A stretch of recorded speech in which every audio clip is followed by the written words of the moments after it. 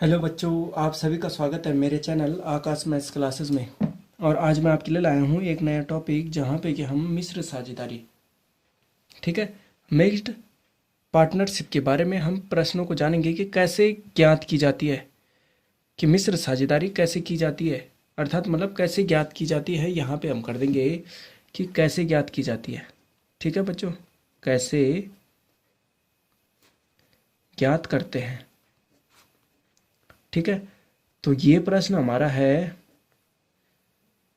जो ये हमारे पास प्रश्न है वो है आईबीपीएस के एग्ज़ाम में पीओ और एमटी के लिए पूछा गया था।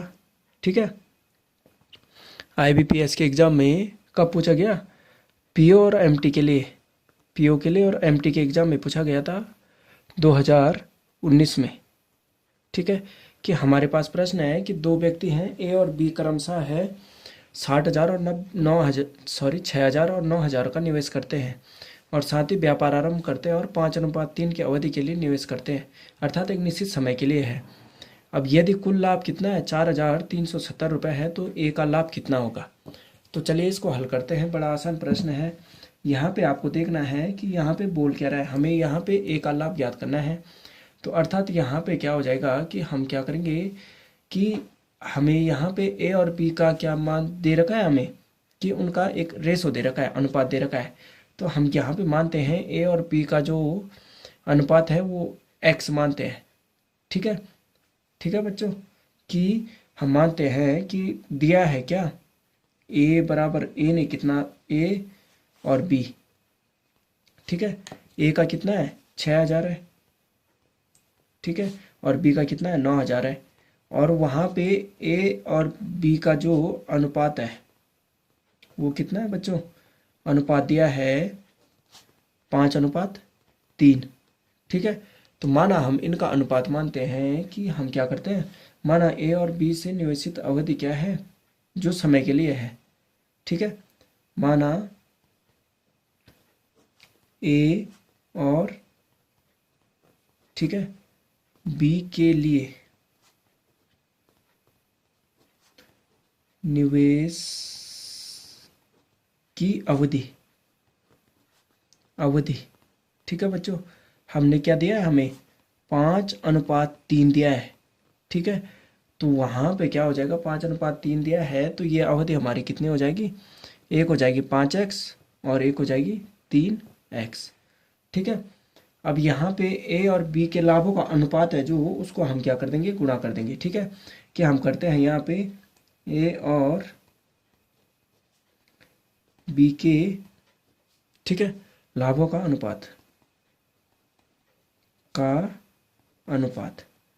ठीक है, ए और बी के लाभों का अनुपात बराबर कितना हो जाएगा बच्चों, ये हो जाएगा निवेशित राशि का अनुपात हो जाएगा, कि यहाँ पे लाभों का अनुपात बराबर कितना हो जाएगा, ए और बी द्वारा निवेशित, ठीक है बच्चों, निवेशित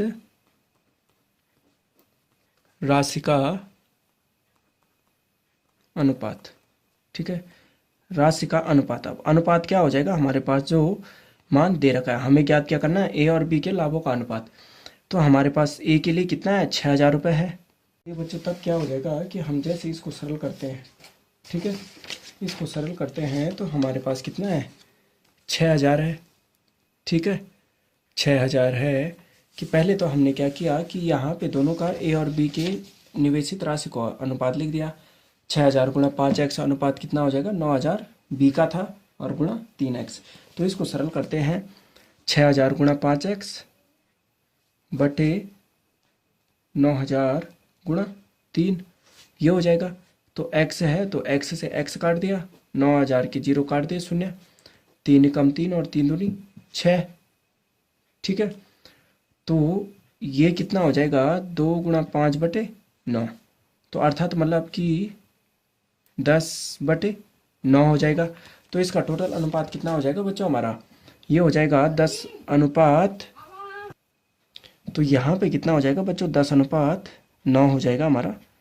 ठीक, अब यहाँ पे ए को, अब यहाँ पे हमें ज्ञात करना है कि ए को लाभ कितना हुआ, तो हम क्या लिखते हैं, ए के लाभ का हिस्सा। ठीक है। ए के लाभ का हिस्सा क्या हो जाएगा बच्चों? ए के लाभ का हिस्सा हो जाएगा, हमारे पास कितना है टोटल है, हमारे पास ए है, ए का हो गया 10, ए अनुपात बी। तो ए के अनुपात का हो गया, ए के अनुपात का हो गया कितना 10, और ए बी दोनों के अनुपात का हो जाएगा 10/9। ठीक है कि यहाँ पे हमने क्या लिखा कि ए बटे ए धन बी, और जितना हमारे पास आएगा, ठीक है, और गुणा कितना हो जाएगा, हमारे पास गुणा हो जाएगा जो हमारे पास यहाँ पे मान दिया है, लाभ दिया है कितना 43,070 रुपये, जो क्या था हमारा प्रॉफिट। ठीक है, लाभ था। तो अब क्या हो जाएगा यहाँ पे कि हम इसको सरल करते हैं तो हमारे पास हो जाएगा 10/10/9 गुणा कितना हो जाएगा बच्चों, गुणा हो जाएगा 4,370 रुपये। तो अब ये कितना हो जाएगा 10/19 हो जाएगा, और 43,370 है। तो तब हमारे पास कितना हो जाएगा, इसको हम काट देते हैं, 19 से काटते हैं तो ये कितना हो जाएगा 19 दूनी 38। ठीक है, 43,070 को हम 19 से भाग देते हैं तो कितना होता है, 19 से भाग देने पर 43,070 को भाग देते हैं 43 और 70 को, तो 19 दूनी 38 होता है, और 5 बचा, और ये 57, तो 19 दूनी 38, 19 दिया 57, और ये कितना हो गया 230। ठीक है बच्चों, 230 हो गया। तो ये हो जाएगा 10 गुणा 230, तो बराबर कितना हो जाएगा, 10 गुणा 230 है तो 2300 हो जाएगा। तो हमारा क्या हो जाएगा, जो ए के लिए लाभ प्राप्त हुआ बच्चों, ठीक है, ए को लाभ कितने का हुआ 2300 रुपये का। ठीक है, कि हमने यहाँ पे दोनों के अनुपातों का पहले क्या निकाला कि लाभों का अनुपात निकाला, 10:9 था, अब उनका अनुपात हो गया और हमारे पास लाभ था 4370 रुपये, उसको गुणा करने पर हमें क्या प्राप्त हुआ, ए को लाभ हुआ कितने का 2300 रुपये का। तो उम्मीद करता हूँ बच्चों कि आपको ये मिश्र साझेदारी जो मिक्स्ड पार्टनरशिप का प्रश्न है कैसे हल किया जाता है समझ में आया होगा। तो मेरे चैनल आकाश मैथ्स क्लासेस को लाइक शेयर एंड सब्सक्राइब करना मत भूलेगा, और अपने दोस्तों के साथ और परिवार के सदस्यों के साथ भी शेयर करना मत भूलेगा। धन्यवाद बच्चों।